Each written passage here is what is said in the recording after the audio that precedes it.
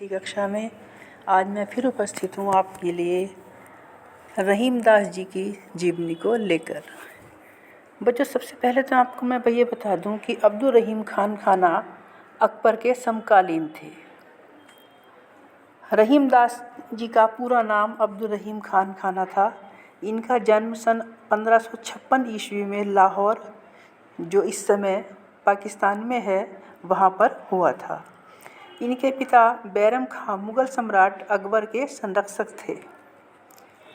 चूँकि अकबर के पिता हुमायूं का जो स्वर्गवास है वो जल्दी ही हो गया था। उस समय अकबर जो है वो बहुत छोटे थे, इसलिए रहीम खान खाना के जो पिता हैं बैरम खां, वो मुग़ल सम्राट अकबर के संरक्षक बने, गार्जियन बने। किन्हीं कारणवश अकबर बैरम खां से रुष्ट हो गया था और उसने बैरम खां पर विद्रोह का आरोप लगाकर हज करने के लिए मक्का भेज दिया। मार्ग में उसके शत्रु मुबारक खां ने उसकी हत्या कर दी।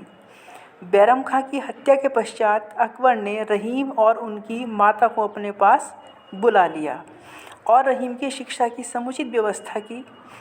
प्रतिभा संपन्न रहीम ने हिंदी, संस्कृत, अरबी, फारसी, तुर्की आदि भाषाओं का अच्छा ज्ञान प्राप्त कर लिया था।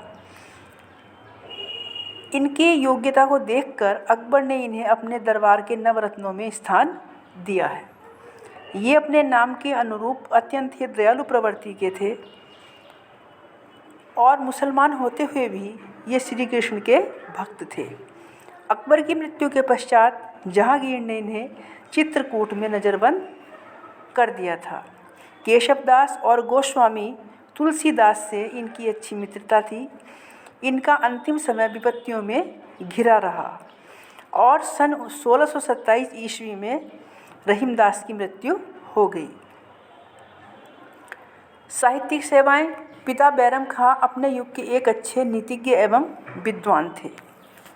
बैरम खां हुमायूं के सेनापति थे और एक नीतिज्ञ और विद्वान व्यक्ति थे। अतः बाल्यकाल से ही रहीम को साहित्य के प्रति अनुराग उत्पन्न हो गया था। योग्य गुरुओं के संपर्क में रहकर इनमें अनेक काव्य गुणों का विकास हुआ। इन्होंने कई ग्रंथों का अनुवाद किया तथा ब्रज, अवधी एवं खड़ी बोली में कविताएं भी लिखी। मुख्यतः इनकी जो भाषा है वो ब्रज रही। इनके नीति के दोहे तो सर्वसाधारण की जीवा पर रहते हैं। जो बात बात में आदमी लोकोक्ति या मुहावरे या दोहे कहता है, उसमें कबीर के दोहों का प्रमुख स्थान है, क्योंकि कबीर ने अपने दोहों में जो हमारे दैनिक जीवन में की अनुभूतियां हैं उन पर आधारित दृष्टांतों के माध्यम से उनका कथन जो है सीधे हृदय पर चोट करता है, इसलिए वो जनमानस की जीवा पर रहते हैं।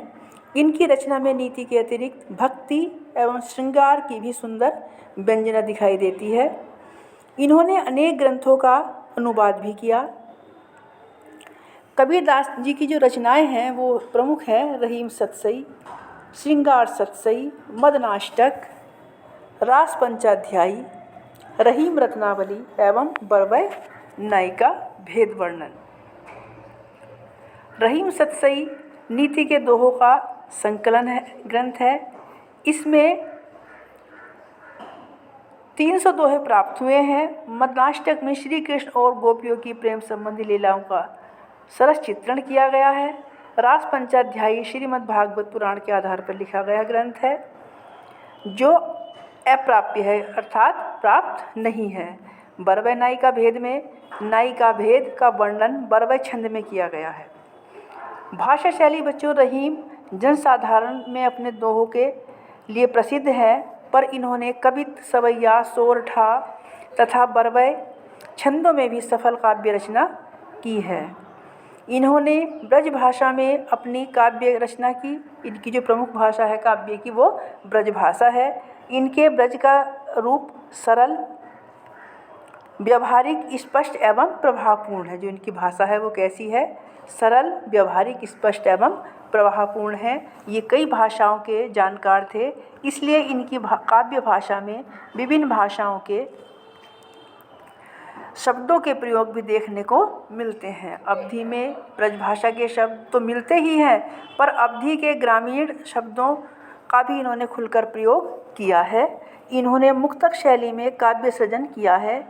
इनकी यह शैली अत्यंत सरल एवं बोधगम्य है। मुक्तक शैली बच्चों एक ही दोहे में एक दोहा अपने आप में पूर्ण होता है। उस दोहे में जो बात कही जाती है वो एक उसी दोहे में समाप्त हो जाती है, अर्थात एक दोहा अपने आप में पूर्ण रहता है।